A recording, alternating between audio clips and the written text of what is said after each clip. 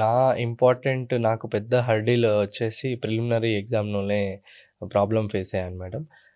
First 3 అటెంప్ట్స్‌లో నేను CSAT cut off కూడా clear చేయకపోయాను. హుహు. కొంచెం నేనొచ్చేది నాన్ మ్యాథ్స్ బ్యాక్‌గ్రౌండ్ నుంచి కావడం వల్ల మ్యాథ్స్ చేయడం ఆ టైంలో కొంచెం ప్రాబ్లమాటిక్ తయారయింది. Even though it is 66 marks hardly అనుకున్నా గానీ, ఆ 66 మార్క్స్ కూడా క్లియర్ చేయడం ఆ టైంలో నా ఇనీషియల్ అటెంప్ట్స్‌లో ఫెయిల్ అవ్వడం జరిగింది.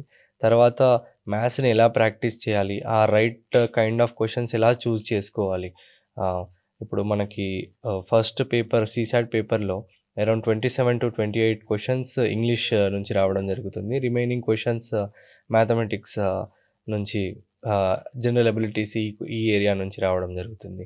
తర్వాత నేను నా ఈ 3 అటెంప్ట్స్ తర్వాత నాకు అర్థమైందేందంటే, ఫస్ట్ నేను సీసాట్ కూడా చాలా ఇంపార్టెంట్ జీఎస్ 1కి ఎంత ఇంపార్టెన్స్ ఇస్తున్నానో, సీసాట్ కూడా అంతే ఈక్వల్ ఇంపార్టెన్స్ ఇచ్చి ముందు నుంచే ప్రాక్టీస్ చేయడం స్టార్ట్ చేశాను మేడం. హుహు. తర్వాత మ్యాథ్స్ వేరే అదర్ కాంపిటీటివ్ ఎగ్జామ్స్‌లో కొన్ని ఎగ్జామ్స్‌లో మ్యాథ్స్ ఇంపార్టెంట్‌గా ఉంటది. ఆ అవును. ఎగ్జామ్స్‌కి జస్ట్ అటెంప్ట్ ఇవ్వడం స్టార్ట్ చేశాను. నాకు ఇంప్రూవ్ అయితది మ్యాథ్స్ ఎబిలిటీ అనేది నాకు ఇంప్రూవ్ అయితదని ఎస్ఎస్‌సి లాంటి ఎగ్జామ్స్ అటెంప్ట్ చేయడం స్టార్ట్ చేశాను. హుహు. దానివల్ల నా మ్యాథమెటికల్ అది కూడా ఎబిలిటీస్ కూడా పెరిగి ఓవర్‌కమ్ అయ్యాను ఆ ప్రాబ్లమ్ అనేదాన్ని.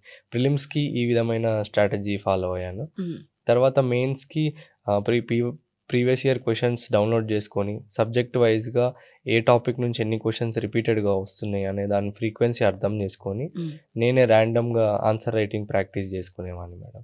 ఓకే. అది చాలా ఇంపార్టెంట్ విషయానికొస్తే.